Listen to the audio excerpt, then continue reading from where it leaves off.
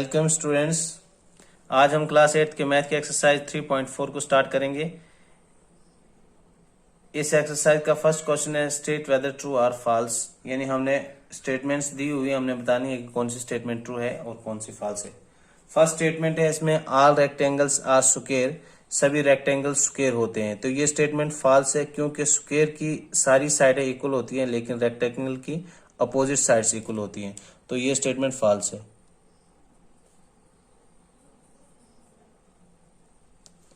B part है all रंबसेस are parallelogram, सभी rhombus parallelogram हो सकती हैं।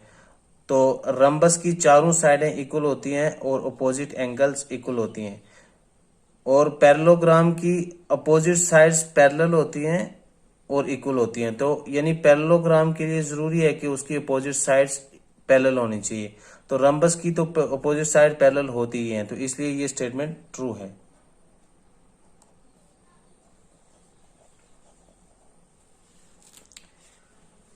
सी पार्ट है all squares are rhombus and also rectangle, यानी हम स्क्वायर को रंबस भी कह सकते हैं और रेक्टेंगल भी कह सकते हैं। तो रंबस के लिए हमें पता है कि रंबस के लिए हमें उसकी चारों साइडें इक्वल होनी चाहिए, तो स्क्वायर की भी चारों साइडें इक्वल होती हैं।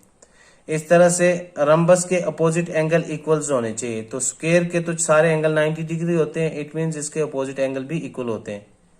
तो इस तरह से अगर आप रेक्टेंगल को देखेंगे तो रेक्टेंगल की अपोजिट साइड्स इक्वल होती हैं, तो स्क्वायर में भी अपोजिट साइड्स इक्वल होती हैं। रेक्टेंगल के सारे एंगल 90 डिग्री होते हैं, तो स्क्वायर में भी सारे एंगल 90 डिग्री होते हैं। तो इस तरह से आपने देखा कि स्क्वायर्स को हम रंबस भी कह सकते हैं और रेक्टेंगल भी कह सकते हैं। तो ये स्टेटमेंट ट्रू है। फिर इसका डी पार्ट है all squares are not parallelograms, सभी स्क्वायर पैरेललोग्राम नहीं हो सकते हैं। तो पैरेललोग्राम के लिए जरूरी है कि साइड्स इक्वल भी हों और पैरेलल भी हों। तो स्क्वायर की अपोजिट साइड्स इक्वल भी होती हैं और पैरेलल भी होती हैं। तो ये स्टेटमेंट में इसने बताया है कि पैरेललोग्राम नहीं हो सकती हैं, तो ये स्टेटमेंट फॉल्स है।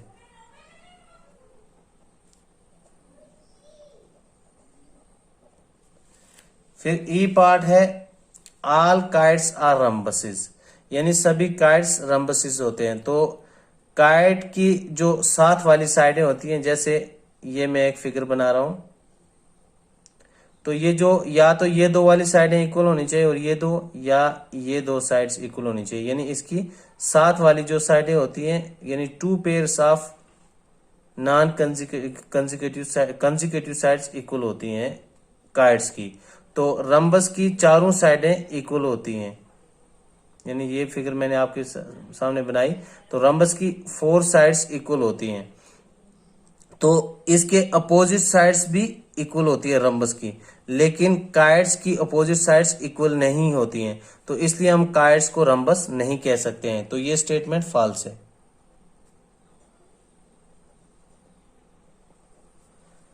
एफ पार्ट है ऑल रंबसेस आर काइट, यानी इसका अपोजिट है कि हम सारे रंबस को काइट्स कह सकते हैं।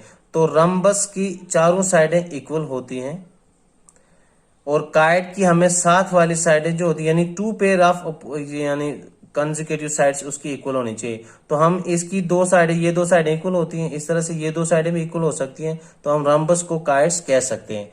तो ये स्टेटमेंट ट्रू है। फिर इसका जी पार्ट है आर पैरेललोग्राम आर ट्रेपेजियम। तो ट्रेपेजियम के लिए हमें पता है कि at least 1 pair of opposite sides उसकी जो होनी चाहिए पैरेलल होनी चाहिए, यानी उसके कोई सी दो साइडें पैरेलल होनी चाहिए।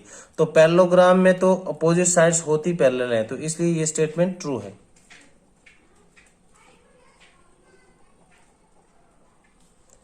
फिर एच पार्ट है आर स्क्वायर्स आर ट्रेपेजियम, सभी स्क्वायर्स को हम ट्रेपेजियम कह सकते हैं। तो सेम जैसे ये ऊपर है, तो मैंने अभी बताया आपको कि ट्रेपेजियम के लिए जरूरी है कि एटलीस्ट उसमें 1 पेयर जो अपोजिट साइड्स का हो वो पैरेलल हो।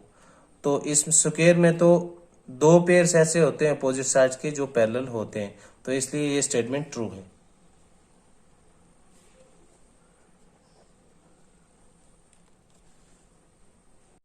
No question number 2। Question number 2 is identify all the quadrilaterals that have 4 sides of equal length, यानी हमने क्वाड्रिलेटरल्स के नाम लिखने हैं जिनकी 4 साइडें इक्वल होती हैं। तो इसमें एक आएगा स्क्वायर, स्क्वायर की चारों साइडें इक्वल होती हैं, एंड रम्बस, रम्बस की भी चारों साइडें इक्वल होती हैं। बी पार्ट है, यानी identify all the quadrilateral that have 4 right angles, यानी हमने ऐसे क्वाड्रिलेटर्स के नाम लिखने हैं जिसके 4 राइट एंगल्स हों। तो इसमें स्क्वायर के 4 एंगल राइट होते हैं, राइट एंगल्स होते हैं। एक आएगा स्क्वायर एंड रेक्टेंगल, रेक्टेंगल की भी चारों एंगल राइट एंगल होते हैं।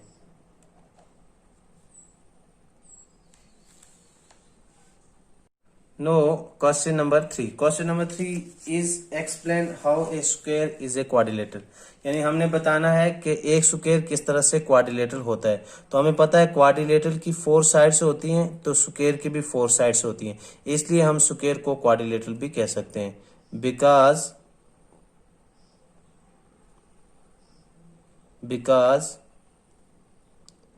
4 साइड्स, बिकॉज ऑफ 4 साइड्स। फिर सेकंड पार्ट है ए पैरेललोग्राम, यानी हम स्क्वायर को पैरेललोग्राम कैसे कह सकते हैं। तो हमें पता है पैरेललोग्राम वो फिगर होती है जिसकी अपोजिट साइड्स इक्वल होती हैं और पैरेलल होती हैं। तो स्क्वायर की भी अपोजिट साइड्स इक्वल भी हो सकती हैं और पैरेलल भी हो सकती हैं, तो इसलिए हम स्क्वायर को पैरेललोग्राम कहते हैं। तो इसकी फर्स्ट प्रॉपर्टी आएगी अपोजिट साइड्स आर इक्वल, यानी पैरेललोग्राम की अपोजिट साइड्स इक्वल होती हैं, इसलिए इसको स्क्वायर कहते हैं। और अपोजिट एंगल्स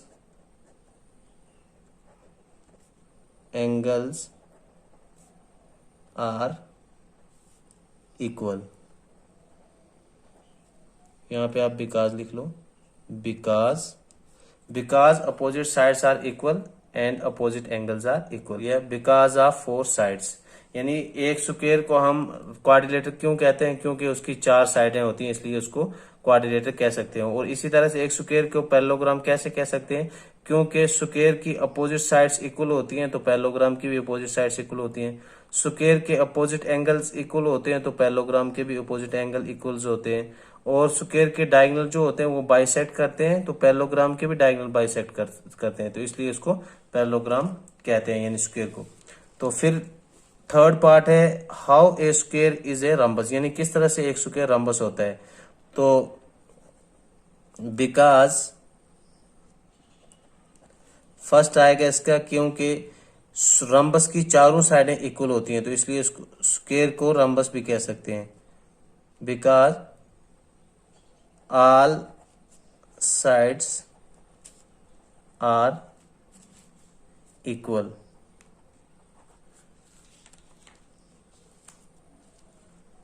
तो ये था question number 3। No, question number 4, question number 4 is name the quadrilateral whose diagonals bisect each other, यानी हमने उस क्वाड्रिलेटर का नाम बताना है, उन क्वाड्रिलेटर्स का नाम बताना है जिनके डायगोनल बाइसेक्ट करते हैं। तो इसका आंसर होगा रेक्टेंगल, रेक्टेंगल के डायगोनल्स बाइसेक्ट करते हैं, स्क्वायर के डायगोनल बाइसेक्ट करते हैं, रम्बस के डायगोनल भी बाइसेक्ट करते हैं, एंड पैरेललोग्राम।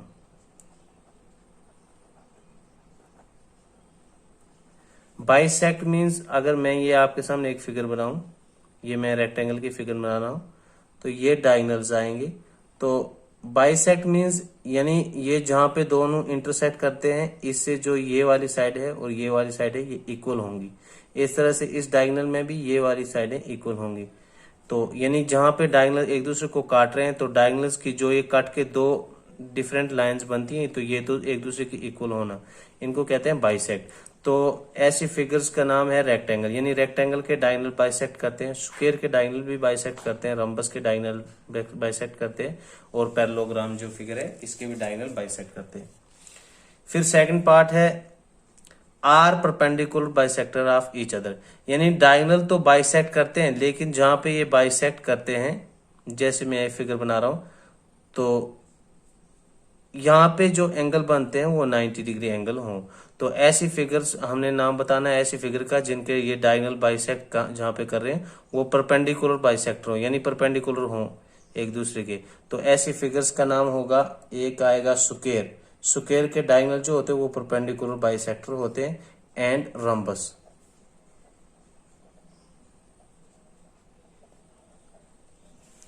फिर तो अब हमने ऐसी फिगर बतानी है कि जिसके डायगोनल्स इक्वल हों।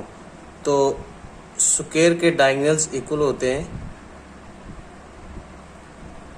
और रेक्टेंगल्स के डायगोनल इक्वल होते हैं।